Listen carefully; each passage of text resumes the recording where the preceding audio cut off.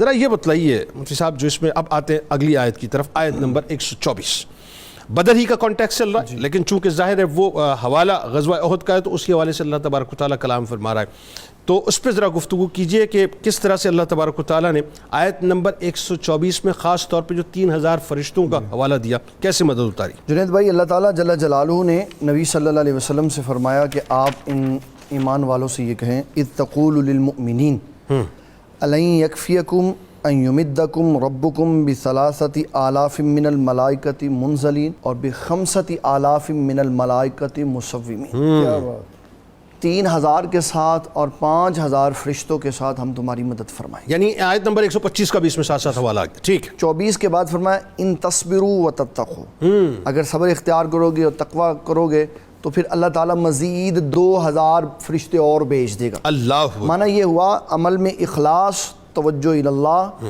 اور تقوی کی دولت کو جو مضبوط کرتے چلے جاؤ گے مدد زیادہ ہوتی چلی جائے گی۔ اور مدد کے اللہ تعالیٰ نے یہاں جو ذریعہ بیان کیا ہے وہ ہے فرشتوں کا آنا، اور ان فرشتوں کی ایک نشانی بیان کی، مصومین نشانی والے ہیں۔ مفسرین کرام نے کہا پگڑیاں باندھی ہوئی تھی اور ان کے شملے دونوں کندھوں کے درمیان میں چھوڑے ہوئے تھے۔ اللہ، پگڑی اصل ہے، شملہ اس کی فرع ہے، تو دونوں کندھوں کے درمیان پگڑیاں اور شملے تھے، اور بتایا کہ جنگ میں جہاد میں بھی فرشتے پگڑیاں باندھ کے آئے ہوئے تھے۔ اللہ اکبر۔ اس کے ساتھ ساتھ ہمیں اس طرف بھی متوجہ کیا کہ نبی صلی اللہ علیہ وسلم کی ساری زندگی میں غور کریں، اللہ تعالیٰ سے آپ صلی اللہ علیہ وسلم نے کن کن معاملات کے ساتھ مدد طلب کی ہے، کون سا، کیونکہ اب ہر بندہ تو جہاد اس وقت نہیں کر سکتا، بالکل۔ اس کے علاوہ اگر حالات مشکل آ جائیں تو کون سی چیزیں ہیں جو بندے کی مددگار ثابت ہو سکتی ہیں۔ ام المومنین سیدہ عائشہ صدیقہ رضی اللہ تعالیٰ عنہ فرماتی ہے نبی صلی اللہ علیہ وسلم کسی غزوہ میں تشریف لے کے گئے ہوئے تھے تو واپسی آئے، آپ نے پہلا سوال مجھ سے سلام دعا کے بعد یہ کیا، اے مومنوں کی امی جان آپ نے کھانا کھایا ہوا؟ کہا حضور 3 دن ہو گئے میں نے کھانا نہیں کھایا۔ ٹھیک۔ تو نبی صلی اللہ علیہ وسلم مسجد آئے اور آپ نے نماز شروع کی، گھر کیا ہے کہ میں کھانا لینے جا رہا ہوں اللہ سے۔ اللہ، اس کا مطلب ہے کہ اگر کسی کو اللہ تعالیٰ کی مدد چاہیے تو اس کی عبادت زیادہ کرے۔ اللہ، اگر عبادت زیادہ کرنے شروع کر دے گا تو اللہ تعالیٰ مدد کے بہت سارے دروازے کھول دے گا۔ اللہ، ہم امت کو اس نہج پہ لے آئے ہیں کہ ہم فرض سے آگے نہیں جانے دے رہے، ہم واجبات، سنتیں اور نفلوں کو زائد کہہ کے ہم کہہ رہے ہیں چھوڑ دو، اس کی ضرورت نہیں ہے، اس کا سوال نہیں۔ جبکہ سنن نسائی میں امام نسائی رحمۃ اللہ تعالیٰ علیہ فرما رہے ہیں قیامت والے دن جب حساب و کتاب اللہ فرمائے گا فرضوں کی مقدار کم ہو جائے گی تو فرشتے لے کے گھسیٹ کے جہنم کی طرف جا رہے ہوں گے، تو اللہ تعالیٰ فرمائے گا کیوں اس کو لے کے جا رہے ہو؟ کہا یا اللہ فرض کم ہو گئے۔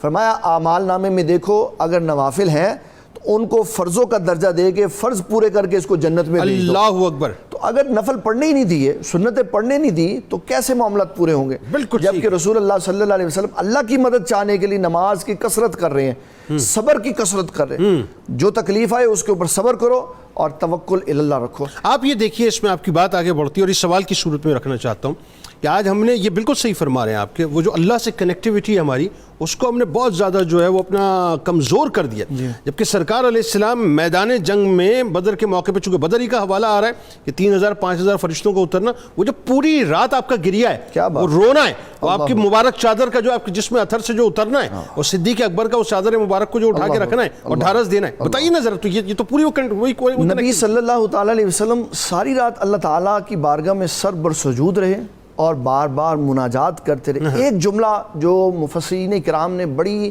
خوبصورتی کے ساتھ لکھا، وہ کیا کہ آقا کریم صلی اللہ علیہ وسلم نے اللہ جل جلالہ کو یہ تک کہا کہ مولا اگر یہ 313 نفوس قدسیہ آج شہید ہو گئے تو قیامت تک تیری عبادت کرنے والا کوئی نہیں رہے گا۔ اللہ اکبر، اللہ، اس لیے مولا مہربانی فرما، کرم فرما۔ اس سے یہ ہمیں سمجھ آتی ہے کہ اللہ تعالیٰ کو جس قدر عجز و انکساری، تواضع، لاڈ سے انسان منا سکتا ہے نا، اللہ تعالیٰ اتنا ہی زیادہ مہربان اور رحیم و کریم ہو جاتا ہے۔ اور یہ بھی بتلا دیا کہ اس کمزوری کو نہ دیکھنا جو تمہاری ہو، اس مدد کو دیکھنا جو ہماری طرف سے آنے والی ہے۔ اور اس میں یہ سب سے زیادہ بات ہمارے آج کے دور کے لیے غور طلب ہے کہ 8 تلواریں 1000 بندوں کے مقابلے میں مسلمان کبھی بھی اسلحہ کی بنیاد پر نہیں جیتا، مسلمان ہمیشہ اللہ کے فضل کے ساتھ جیتا ہے۔ اور جب مسلمانوں کے دلوں میں یہ خیال آ گیا کہ جب ہم 313 تھے تو ہم نے نہیں چھوڑا، آج ہم 12000 ہیں، ایک لمحے کے لیے نظر اللہ تعالیٰ سے ہٹی، نقصان ہو گیا۔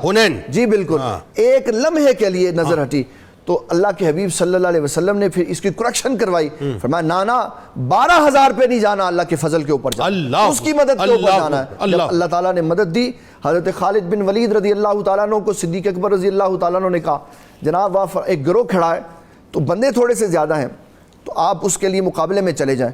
تو خالد بن ولید رضی اللہ تعالیٰ عنہ نے پوچھا کتنے بندے؟ کہا 60,000۔ تو حضرت ابو بکر صدیق نے کہا آپ کو کتنے بندے چاہیے؟ 30 دے دیں، 30 دے دیں۔ تو سیدنا صدیق اکبر کہنے لگے بندے بڑھا لیں، کہا جی آپ جتنے مرضی دے دیں۔ تو 60,000 کے مقابلے میں 60 بندے لے کے گئے حضرت خالد بن ولید، اور 48 بندے واپس لے کے آئے۔ اللہ اکبر۔ اس کا مطلب ہے مسلمان کبھی بھی طاقت پہ بھروسہ نہیں کرتا، اللہ کے فضل پہ۔ کیا کہنے، بہت اچھی گفتگو آپ نے کی، اللہ کرے کہ یہ بات ہمیں سمجھ آ جائے۔